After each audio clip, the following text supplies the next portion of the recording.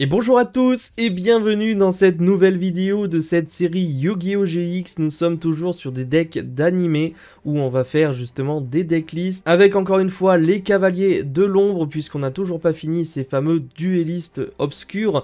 Aujourd'hui nous allons parler de Camula, cette duelliste qui joue des vampires, des chauves-souris, des cartes quand même assez badass et qui pour moi est peut-être l'une des meilleures concernant ces cavaliers de l'ombre avec Isidore qui est le plus ou moins le masque des ténèbres parce qu'il n'est pas réellement obscur. Isidore c'est vraiment ça, la possession à cause de ce masque des ténèbres, mais vraiment Camula a quelque chose en plus et on le sait, elle bat quand même Crawler, bon ça c'est pas un exploit, mais elle bat Zane. Après même si Zane se laisse un petit peu avoir en dépit de ce qui avait été provoqué par Camula lors de ce duel face à Jadem par la suite où elle s'inclinera, mais elle a quand même un deck un peu plus puissant que les autres et aujourd'hui on va voir cette decklist, donc accrochez-vous. Si cette vidéo vous plaît, n'hésitez pas à la liker, à commenter évidemment, ça me ferait plaisir pour le référencement et vous abonner surtout. Il y a encore trop de gens qui ne sont pas abonnés et qui regardent mes contenus, donc n'hésitez pas à franchir le pas, ça ne vous coûte rien et pour moi ça fait beaucoup.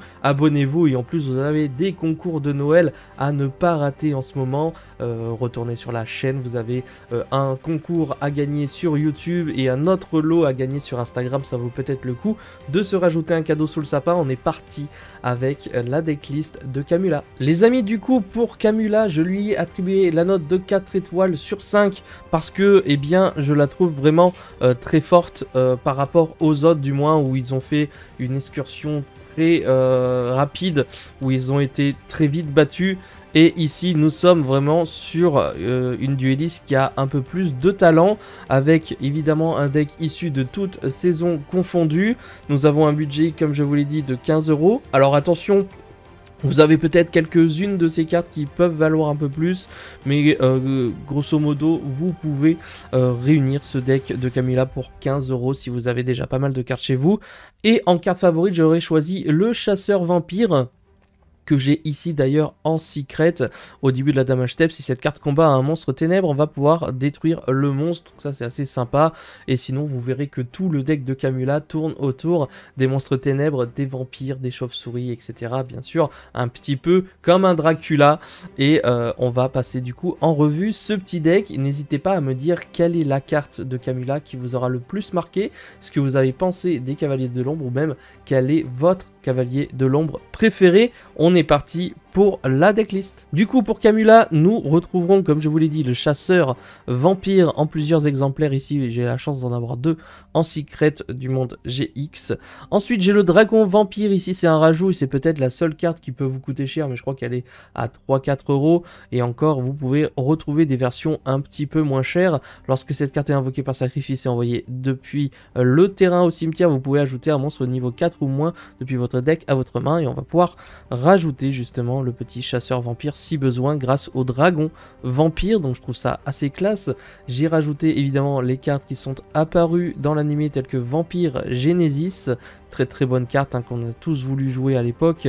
Vampire de l'ombre ici, nous avons Sorcière Vampire, ici x2 pour cette petite carte. Le duc vampire, évidemment, on va jouer comme je vous l'ai dit beaucoup de cartes vampire, Dracula et compagnie, grâce vampire. Nous avons l'Orchi vampire qui a été joué par Camula.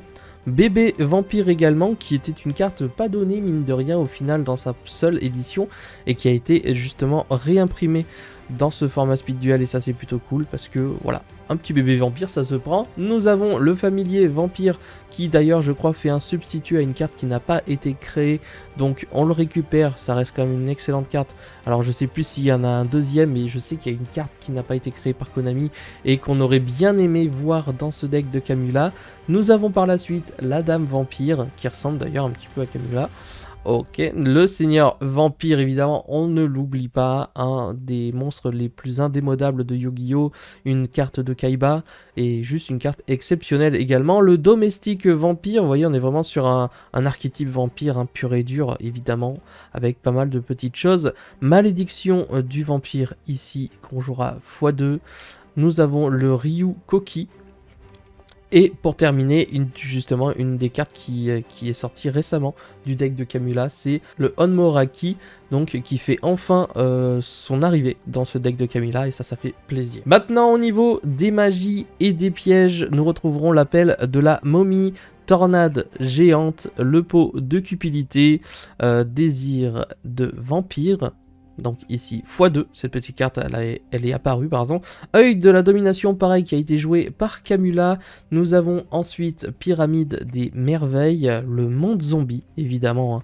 Le monde zombie, juste incroyable. Le royaume vampire, pour tout combiner ensemble. Vous voyez pourquoi vraiment, au moins, c'est l'un des decks qui a pour moi le plus de synergie par rapport aux autres des cavaliers de l'ombre. Le livre de la vie, du coup, qu'on va jouer x2. Le réveil de vampire, évidemment, ici, carte piège qu'on va pouvoir jouer avec un effet qui dit qu'on va invoquer spécialement un monstre vampire depuis notre deck, mais on va le détruire durant la end phase de ce tour, avec évidemment des effets de vampire qui peuvent revenir. Ça peut être très très cool. Piège du tombeau royal, ne pas oublier pour ce petit deck de Camula.